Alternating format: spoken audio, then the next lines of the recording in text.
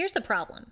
Your organization will give you the title, the pay, and the people, but they won't necessarily equip you to lead. And not feeling equipped leads you to feeling more stress and burnout. You just need to learn the right proactive tools to get ahead of the daily fires you always seem to be fighting in leadership. And I've put together a leadership checklist that I use to help you have the tools you need to focus on and take critical action in the most essential areas of leadership. If you follow this checklist, you'll conquer leadership in these 4 areas: the head or mindset, the heart or relationships, the hands or execution, and the guts or accountability. Click on the link in the show notes or go to leadershipontherocks.com/checklist to get your free leadership checklist so that you can post it on your wall and reference it often. Be encouraged, friend, and know that you are leading for such a time as this. Again, click on the link in the show notes or go to leadershipontherocks.com/checklist to get your free leadership checklist.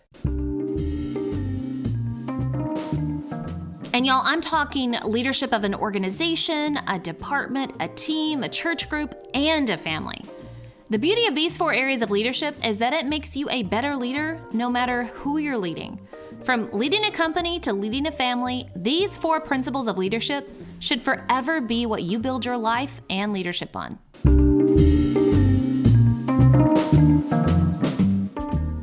This is the Leadership on the Rocks podcast, where we equip and empower leaders like you to thrive in and create harmony between your professional and personal lives.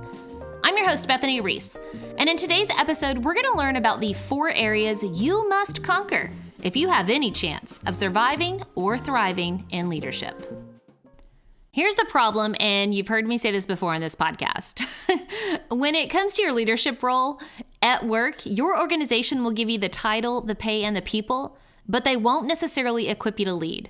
And the same is also kind of true of when you first get married or when you have your first kid. You have no idea what to do. You are not equipped for the relationship or for the job of parenting.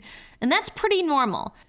So make sure you hear me say this. It is normal to be overwhelmed, especially if you're new to a role. If you're married for the first time, if you're having a kid for the first time, or maybe even the second, because 2 is 10 with kids, am I right?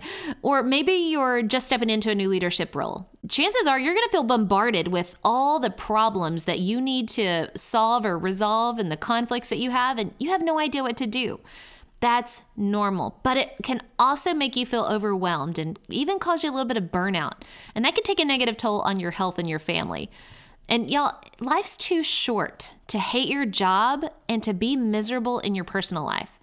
So despite your lack of training on how to be a leader or even how to be a parent or a spouse, today we're going to cover the 4 areas of leadership that you can conquer in all of those relationships and roles that you play. These 4 areas really, whether it's leading at home or leading at work, are what you need to know in order to not only survive, but thrive. And again, I'm talking leadership of an organization, a department, a team, a church group, and a family. The beauty of these 4 areas of leadership is that it makes you a better leader no matter who you're leading. From leading a company to leading a family, these 4 principles of leadership should forever be what you build your life and leadership on. So stretch if you need to, because you're fixing to get a real education in life up in here today, y'all. The 4 areas of leadership that you need to conquer are 1, the head of leadership or mindset. 2, the heart of leadership or relationships. 3, the hands of leadership or execution. And 4, the guts of leadership or accountability. If you conquer these 4 areas, you are not only going to survive your toddler, your teenager, your spouse, and your volunteer group, you're also going to survive your work teams. And you are going to start not only surviving, but thriving in life. So why does all of leadership boil down to these 4 areas? 1, because leaders constantly deal with problems, conflicts, and constraints. So they need to have the right internal mindset to handle all of that negativity. From toddler and teenage fits to adults that aren't adulting, all the way to market constraints, you can't let any of those situations blow your gasket. You have to have the right mindset. Number 2, Leadership boils down to this area because your work or home culture will make or break your mental health and your role and your results. So you need to build the right relationships. Number 3, because without structure, there will be chaos and a lack of results. And you don't want chaos at home or at work. So you need to have and know how to execute the right plan for you. And number 4, because you'll need to grow people and maybe let a few go. So you need to know how to have the right level of accountability. So let's jump right in to the head of leadership or developing a leader mindset.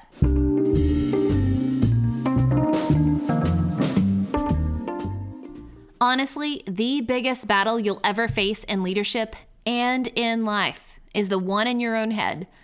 So the first leadership area you have to conquer if you have any chance of surviving or thriving in leadership is your head or your mindset. Why is this? Honestly, it's because our mindset affects our experiences. People in every role, doesn't matter what role you're in, every person everywhere is going to experience a lot of internal and interpersonal challenges. New leaders, new parents, newlyweds, and insert being new to any role. And you especially feel bombarded with so many problems to solve, conflicts to resolve, and constraints to overcome that you feel immediately overwhelmed. And to feel overwhelmed is not a great experience. Now, for those of us who are a little more seasoned, we get more stuck in our ways. We have ruts of thinking that we have to overcome, and that usually causes more conflict. And sometimes we're just more cranky. But it doesn't really matter what happens externally that has people feeling overwhelmed and overloaded in leadership. It's really what's happening internally with our mindset that produces that feeling. Now, according to psychologist Dr. Gary Klein, a mindset is a belief that orients the way we handle situations, the way we sort out what's going on and what we should do. And this principle is such an important truth that I have a whole podcast episode dedicated to it. So if you want to learn more about mindset and paradigm, then head back to episode 3 and learn all about that. Because y'all, our mindset is like this invisible force that's constantly impacting our mental health and our actions within every experience, and we don't even recognize it. Our mindset has such a huge influence on how we experience our world and our work, and it can create great resistance and internal conflict that has us feeling everything from stress and frustration to feeling downright overwhelmed and paralyzed. And this is why we need to start with having the mindset of a leader. Because to truly grow into a better leader, spouse, parent, family member, or friend, we have to pull the curtains back on how we engage with the world. So whether it's leading your family, a team, or an entire company, by better understanding how your mind is naturally set to think about things, you can better learn how to adjust those settings to experience situations differently. So here's what you need to know. Your actions follow your thoughts and emotions every time. By being intentional and thinking about your mindset, you can better prepare yourself for the internal conflict that takes place when you have an experience, especially experiencing those day-to-day leadership problems and all of that external conflict that you're going to have when you encounter other people. People in leadership roles that don't have the power to slow their roll or adjust their thinking, they drive everyone crazy because they have big emotions and overreactions. They're the ones that pop off at the mouth and cause even more conflict and drama. They're the ones that react instead of respond, and they're the ones that lose trust and respect. And those in leadership that can't adjust their thinking are the ones that are overwhelmed by day and struggling with insomnia and anxiety by night. So here's what you need to do. Reframe your thoughts. Ultimately, your mindset or how you think about things is going to influence your feelings and your actions. So the power of developing a leader mindset is the power of capturing your thoughts before they spiral out of control into those big emotions and actions. It's only a split-second action, really, to capture one's thoughts before they spiral out of control into those strong emotions. But trust me, y'all, it can be done. Because here's what you need to know. By reframing your thoughts, you can actually stop the stories in your head that are causing those big emotions, that are causing anxiety and stress and overwhelm. When a negative situation happens at work, and it will happen. You can have the mindset of a leader and reframe your thoughts by asking questions or saying declaration statements. So for example, you could ask, well, how can I zoom out and see the bigger picture? Or what's the root cause here? Now, this also applies at home. So when your toddler or your teenager has a meltdown, it's probably because they're having a lot of emotions and they don't have the skills to express that emotion in a better way. Because the natural science and biology behind the human brain is that people can't think clearly when they're overwhelmed and full of strong emotions. So you can capture your thoughts and remind yourself that your toddler and your teenager are going to have big emotions and they can't think clearly through them. So you don't need to react to their emotions, but instead respond by helping them process their emotions. Again, toddlers don't have the language to express how they're feeling. And teenagers, part of going through adolescence is just wearing your emotions on your sleeve. So they have huge emotions. But instead of reacting and escalating the situation by saying, "Don't talk to me that way," and y'all, that is such an escalating statement, you can instead respond by saying, "I see that you're really upset. Help me understand why you're feeling angry." Now, this is a de-escalating statement. And once you calm that big emotion down, you can work through what the actual problem is. Now, at work, let's say a project isn't going right and you're feeling a ton of stress and anxiety about it. You can remind yourself of a declaration statement like, "This project is going bad, but this project doesn't define me." Or you can say something like, "I'm doing the best I can with what I've been given." These statements release that pressure of thinking that the project's success is aligned to your self-worth. It's just a project, and you are going to figure out how to improve it. You are going to figure out how to take those steps forward. So let's recap leadership area number 1 that you need to conquer. Area number 1 is in your own head.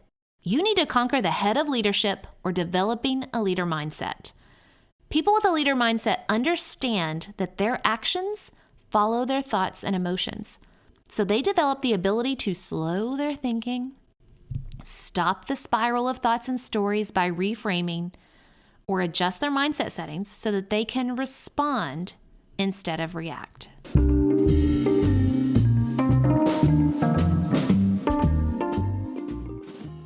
Leadership is literally all about influencing others. So the second leadership area you must conquer if you have any chance of surviving or thriving in leadership is your heart or relationships. Why? Because people will bring us the most joy, but they're also going to bring us the most heartburn and heartache.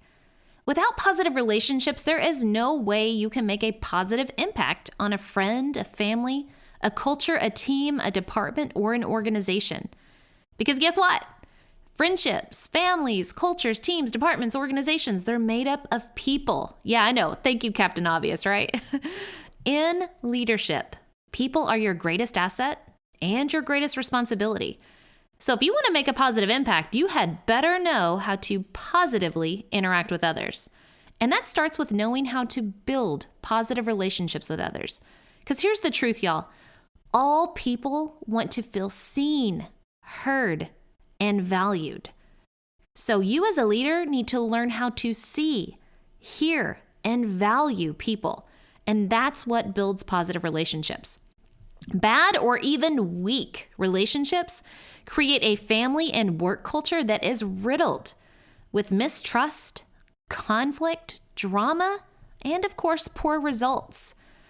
When we are intentional in building positive relationships, our family and work culture becomes more productive in our desired outcomes, and we're better able to survive any challenge thrown at it.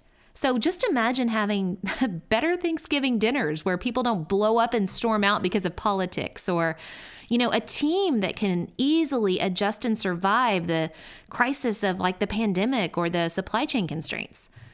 Because relationships are the bloodline to the culture of your family and your team, relationships are the quickest way to poison or heal a family or work culture. Now, having a positive relationship doesn't mean that you have to be best friends with your teenager and let them do whatever, she wants to do just so you can get her to like you. Notice I didn't say that having a positive relationship doesn't mean that you're constantly giving in to other people's desires. I said seeing, hearing, and valuing people builds positive relationships. Now, this requires that you aren't selfish in the relationship, that you aren't completely self-focused on what's going on in your world and completely ignoring them in their world. So let's talk about seeing for a second. Do you physically take time to be present with others and give them eye contact? Now, the first offender here is pretty obvious. We're not physically present with people anymore. We send emails and texts now. Email has almost completely replaced all forms of communication in the office. So bosses rarely get out to see their employees anymore because they're stuck behind a desk, probably reading their email. We even text our family members, y'all, in the same house. And, speaking of our home, our family schedules tend to be so full of activities that we don't even have time to sit down for a family meal anymore. I mean, go to any restaurant or public place and notice how many people are not engaged with their friends or family. They're on their phones. Now at home, parents, so often we're busy, we're multitasking that we don't stop and give our kids our full attention. We gotta do a better job at that. And at work, how many times do we have a conversation whenever we, take the phone out of our pocket because it buzzed, or we look at that dead gum smartwatch because we got a text? We are literally saying, I'm sorry, you're not more valuable than this text. This text is more important than you. So stop doing that. Physically lean in and turn towards people. Give them your full attention. And yes, that even means eye contact. Let them feel seen. Now, as a side note to parents of younger children, I did teach in elementary for a while, and I can tell you it makes such a huge difference when you get down on their eye level for a conversation. By not appearing like a giant, but being at their eye level, you're going to have a better conversation and you're going to learn so much more about your kiddo. Now, second, let's talk about listening. Shut up. Shut up and listen. We are so selfish with our conversations, just like we're selfish with our time. We typically listen to others only to craft our own responses. We have to stop. Lean in and listen for what they're saying and how they're saying it. Ask questions to get them to elaborate more. When people speak, they don't always say what they're feeling or what they're thinking, so listen and help them to feel safe to share what's on their mind and their heart. When people feel emotionally safe, they're more willing to be vulnerable and tell you things. And being vulnerable not only destroys the armor that we all have on that we're walking around in, it also allows us to admit our faults and be open to feedback for growth. Now, third, value people. Everyone has value, and that's a statement of declaration. That's not a question. Listen, everyone has value, but most people don't feel valued, and that's also the truth. And it's so sad to know that people can and do have value, but they don't feel it. We don't call out other people's value nearly enough. Most of our interactions with people are actually negative. They're not very encouraging. We talk about the problems. We don't ever talk about, the value that they're adding. So, in school, we always talked about having a 3-to-1, 3 positive comments to that 1 corrective comment. So we have got to do a better job of making people feel valued. So start telling people the good that you see into them. Call it out. Make them feel valued. Because without positive relationships, there is no way you can make a positive impact on a friend, a family, a culture, or a team. Now, you'll definitely make an impact, but it just may not be a positive one. It could be a complete negative one. So if you want a close family and a work culture that's positive, takes feedback, and can weather any storm, then make people feel seen, heard, and valued. Conquer area number 2 of leadership, the heart, and be intentional in building positive relationships with others where they feel seen, heard, and valued.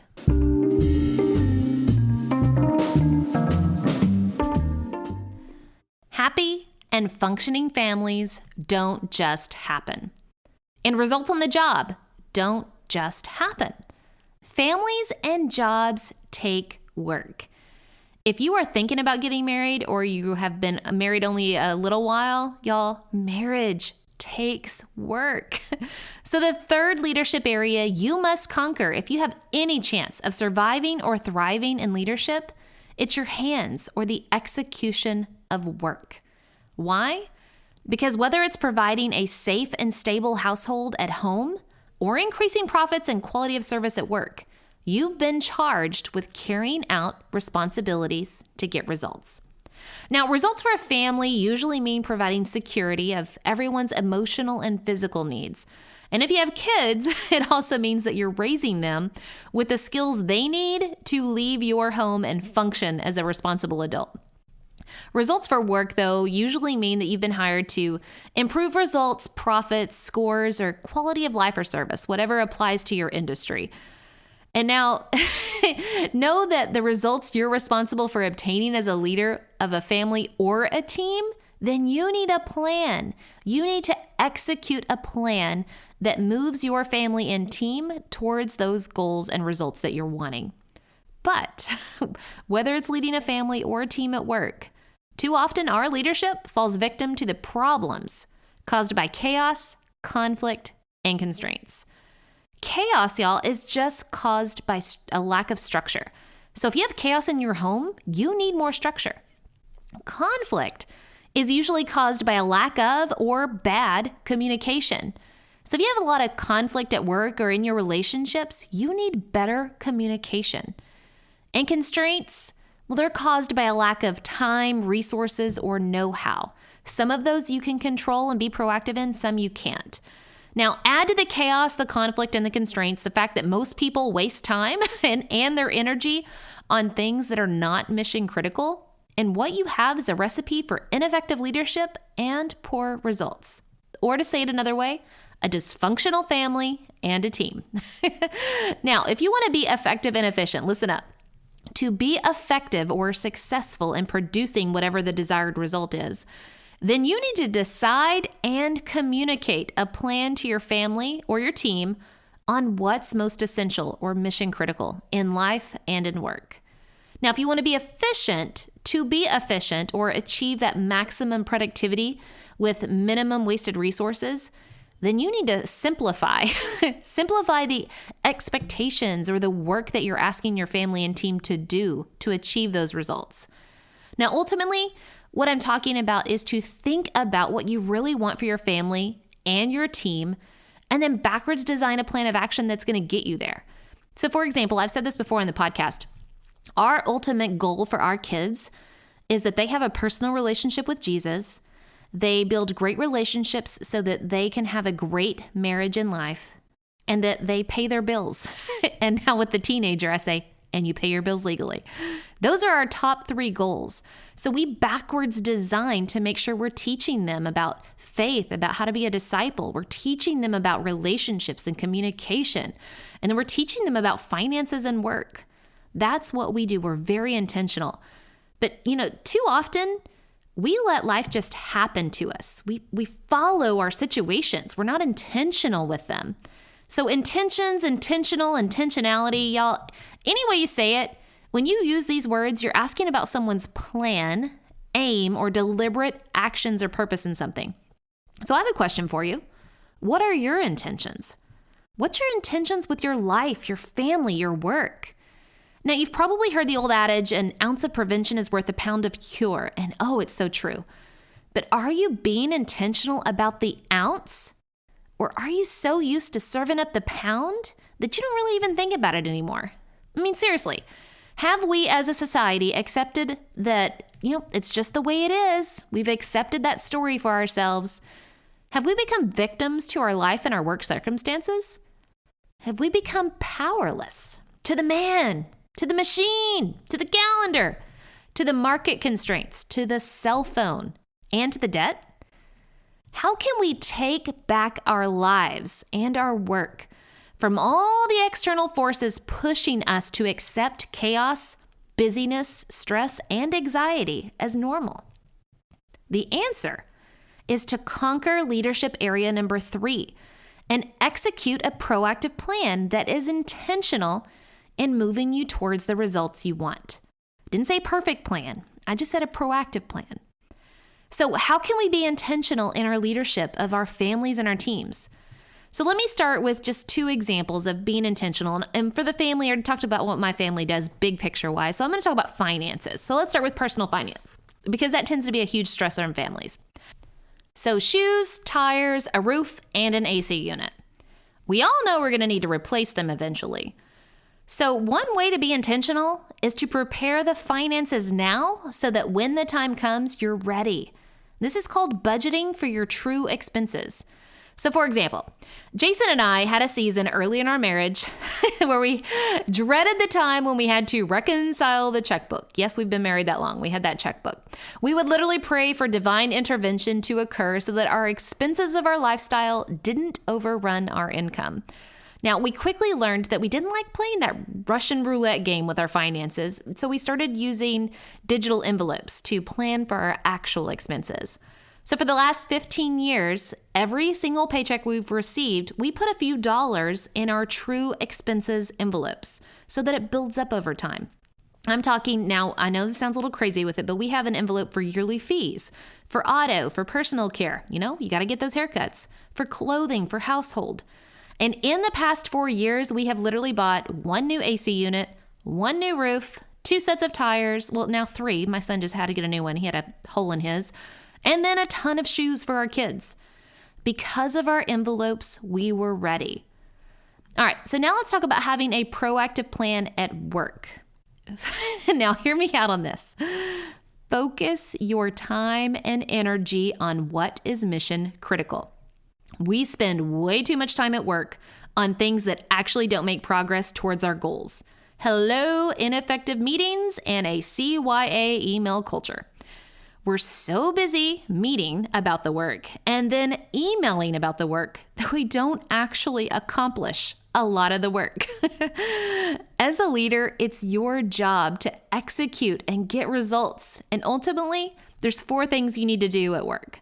First, you need to have a plan, or at least backwards design those actions from your desired results to the first steps you and your team needs to take. You need to think through achieving short-term goals and then long-term goals and then being ready for an emergency by developing a contingency plan. In the simplest of definitions, a plan is just identifying the desired outcomes and then identify the strategy and tactics that you are going to take to get there. Now, second, you need to be proactive. Identify and mitigate typical obstacles, constraints, or risks by adding proactive actions to your plan. Think through what we've learned about all this psychology when it comes to people and work, right? People want to be seen, heard, and valued. Work to anticipate what people need before they need it. Provide structure and clear communication. And then coach them up. Encourage them. You're doing a great job. Keep adding value. And when you build up that safety, you can give them feedback on how to make it better. Now, third, look at the work within your plan and streamline it. You've heard the phrase, kiss it. Keep it simple, stupid. Find the best way to get from point A to point B with the least amount of resistance, but also getting the biggest return on the resources you've invested. Don't have people operating at their highest point of frustration, where everything's important right now because it's popular. You want them operating at their highest point of contribution because they're focused on what's most essential or mission critical. They're doing the right thing for the right reason at the right time. Now, fourth, with work, protect the workday. Look for and then reduce or eliminate anything that wastes time and energy and resources. And you could start with cutting down your meetings and emails and focus on only having those effective and efficient meetings and emails. Now, to recap, whether you're leading a family, a team, or an organization in leadership, it's not about what you know, it's about what you do that makes the difference. So the third leadership area you must conquer if you have any chance of surviving or thriving in leadership are your hands, the execution of work. So be intentional in having a plan that's proactive in leading your family and your team towards the results you want.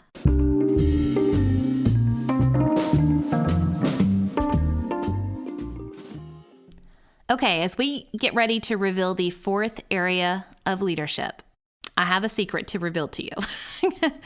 You didn't marry the perfect person. You don't have the perfect kids. And you don't work with the perfect coworkers. Oh, and by the way, you're not perfect either. With all this imperfection running through our family and work lives, if you have any chance of surviving or thriving in leadership, then you must conquer the fourth area of leadership, the guts, or accountability. Why? Because accountability is the difference between keeping status quo of chaos and conflict, or making progress towards your end goals. And this means as a leader, you need to lead those hard conversations that talk about the mistakes, that talks about the bad behavior and the poor performance. Ultimately, it means that you need to speak up about things that matter. But I have to warn you, as a leader, accountability, conflict, and having the hard conversations can often be our kryptonite, meaning we avoid it at all costs. Just like Superman is awesome. He's awesome at saving the world and making the world feel safe. When he comes close to kryptonite, he loses all of his power. Leaders can be awesome and charismatic and inspirational and organized and until it comes to conflict and accountability. And then they lose their credibility. By running away from accountability or sweeping things under the rug, you are undermining your leadership. I seriously can't emphasize that enough. When you run away from accountability, you're undermining your leadership. Your team knows what you allow. And, they know that when you're passing out those mandates, all because that one person isn't doing their job, don't do that. Your kids, this is called armchair parenting, by the way. Your kids know whenever you're holding them accountable to something or a set of behavior standards and you don't follow it yourself. Don't do that. Hold yourself accountable to those same standards. Be willing to step into those hard conversations and hold yourself accountable and others accountable. Be willing to admit that mistake or that bad decision that you had. Be willing to provide feedback in a safe way where they can receive it. Now, podcast episode number 10 is totally dedicated to showing you how to step into those hard conversations to resolve conflict using the ACDC method. So be sure to go back to episode 10 if you are needing more information on how to have that hard conversation and you don't know where to start. Start with episode 10. But I'm going to jump back to accountability because y'all, accountability is really all about being a good steward. Being a good steward for the people under our care and then adding value to them and the family and the organization. That's leadership. So stepping into your parenting, your marriage, and your leadership role with eyes wide open about the truth of being a leader, you need to know something. Marriage is hard. Parenting is hard. Leadership is hard. Stop thinking that it shouldn't be. Working through conflict is hard. Any kind of relationship, that's hard. Addressing poor performance is hard. Holding people accountable, including yourself, is hard. And leading in a crisis is hard. But stepping into these things as opposed to running from them is what leadership is truly about. As a leader, you need to know that you're accountable. That means responsible for the actions and results under your leadership. That means you're responsible for yourself and what you allow within your family and your team. And honestly, accountability at work has more clear boundaries than accountability at home. And you might actually think the opposite is true, but let me explain. It's true that when it comes to being responsible for other people, there's clear boundaries when you're not responsible for the cause of their actions.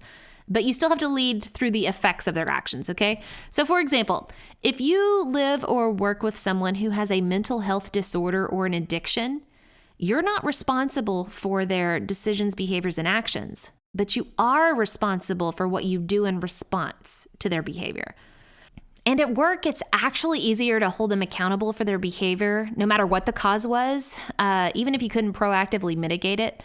Because if you show up to work high, or you cuss out a coworker because you're off your meds, the leader and HR is still going to hold you accountable. But when you have a teenager that struggles, let's say, with bipolar disorder, you can't fire them. You can't send a teenager home on short-term disability. Her condition is beyond your control, but you still have to lead her through that and your family through maybe trying to get access to proper mental health care or supporting your family, especially younger children, through those traumatic situations where maybe that child has lost control. By leading even through the hard situations beyond your control, you're still holding yourself and others accountable. So even if you had no control over the situation, you are still accountable to lead through it. So in the end, know that, again, you may not be responsible for things beyond your control, but recognize that you do actually have more control and power of choice to lead through hard situations, more than you think you do. Now, as a leader, you can honestly, though, proactively mitigate most chaos, problems, conflicts, and constraints with just clear communication and a plan. But when those situations occur that are beyond your control, and they're going to happen, you're still accountable to lead your family and coworkers through them. And you cannot and should not, no matter what, play the victim in any situation that happens. Y'all, we are a society that has played the victim card too long. We're blaming others for our current circumstances. Leadership takes having a strong back to carry the weight of responsibility for the current circumstances. Good leaders, essential leaders, don't point the finger or pass the buck. They take action. And then they take responsibility for their actions. Accountable leaders do the hard things. They make the hard decisions and they have the hard conversations to move their family and their teams forward. Again, leaders have to have that strong back to carry the weight of accountability in their role. And unfortunately, too many people in leadership positions are continually shying away from true leadership. They emotionally crumble under the stresses of leading in a crisis, or they avoid conflict at all costs and they sweep bad behavior and poor performance under the rug. When you become silent or turn a blind eye to bad behavior or poor performance, you're essentially accepting it as okay. When it comes to accountability, remember to be kind, not nice. Because most people, y'all, are too nice in their leadership roles. So let me stretch your brain a little bit on this thought. It is possible that nice is really not being nice. It's about selfish ambition. Am I really being nice when I let things go in order for me to avoid conflict? Am I being nice on the outside when I'm compliant and following a person's request, even though I'm bitter on the inside because I said yes? Am I really being nice if I don't want to hurt somebody's feelings, so I turn my head and just hope for the best outcome, even though they're having terrible bad behavior? Yeah, that's not what we want. In leadership, you can't be nice. You must be kind. Now, I want you to think Mary Poppins here. Firm but kind. Kind lives in an environment and speaks in a way that the other person can actually receive the message because that person knows that you have their best interest at heart. So here's what you need to know. Kindness has the person's best interest at heart. For example, it is kind to provide individual feedback to the kid who's breaking a rule or to the employee that's breaking an expectation. So don't send an email scolding the whole team for that one person, and don't yell at the whole family for the one kid. Have a conversation. It's kind to give feedback to the employee who lost their temper with a coworker or to the kid who acted out in public. Give feedback. It is kind. And kindness is really about setting people up for success by structuring their environment so they feel safe and they know what's expected of them. And two, it also provides that environment where they can receive that feedback from you because they know you have their best interest at heart. Remember that armchair parenting? Kids who see their parents break the rules, they don't take feedback well from them. They see that you're being a hypocrite there. So don't do that. When people feel safe and valued, and they know that you're holding yourself accountable to the same standard that you're holding them accountable to, they're going to be more vulnerable. And that means more open to hearing, accepting, and taking action on the feedback.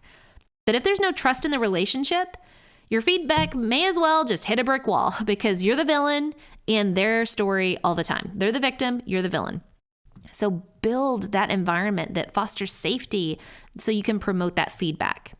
So when people aren't performing, or when kids are misbehaving, or causing conflict, or reacting badly, it is kind to speak up and say something and not let that bad behavior continue. Now, if you need to mentally help yourself speak up about, your kid's behavior or, an employee, then remind yourself of this statement. I care too much to let this continue. Or you can say it another way. I care too much to allow conflict to derail the family and the team or an important work. So say that statement. I care too much to let this continue. And then you can explain how you're going to hold that person accountable.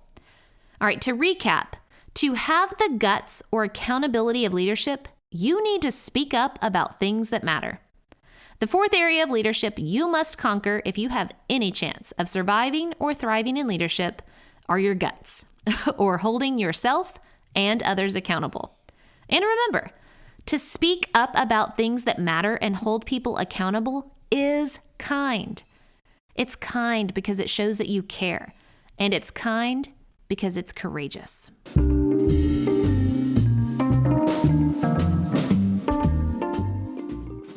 I am so passionate about teaching and living out these 4 areas of leadership because it's these 4 areas that help us to not only survive, but thrive in leadership and in life. To survive and thrive in leadership, you need to first conquer the head of leadership, or mindset, because mindset affects how you experience your life and work. Remember, the biggest challenges you'll ever face in leadership are the ones in your own head. Second, you need to conquer the heart of leadership, or relationships, because relationships are what allow us to make positive impacts on friends, family, and a team. Remember, when it comes to relationships, people just want to be seen, heard, and valued. Third, you need to conquer the hands of leadership, or execution, because whether it's providing a safe and stable household at home or increasing profits or quality of service at work, you've been charged with carrying out responsibilities to get results. Remember, it's not about what you know, but what you do that makes a difference. So be intentional in having a plan that's proactive in leading your family and your team towards the results you want. And fourth, you need to conquer the guts of leadership, or accountability, because accountability is the difference between keeping status quo of chaos and conflict or making progress towards your end goals. Remember, to speak up about things that matter and hold people accountable is to be kind. And to be kind is to show you care. And to be kind is to be courageous. Y'all, these 4 areas of leadership are the difference between living and leading a life of chaos or a life of harmony. And I have so many more tactics. I can't even begin to tell you how many more things I could say about these things. I have specific tactics. I have templates to share with you on how you can implement these 4 areas of leadership.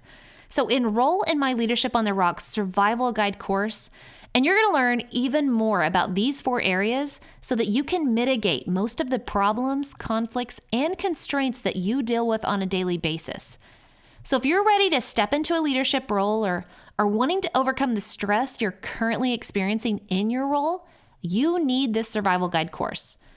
Imagine having a great night's sleep because you're not anxious about the day's problems or conflicts, because you knew how to eliminate most of them and respond to the others. That's the feeling that you'll soon come to know when you enroll in the Leadership on the Rocks Survival Guide course.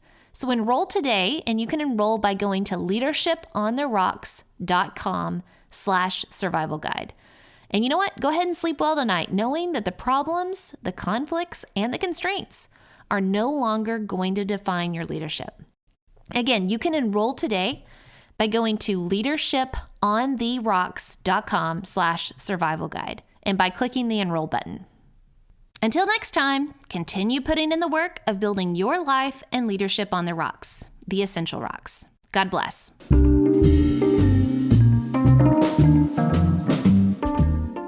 Remember, the most essential rock you can build your life and leadership on is the rock of Jesus Christ.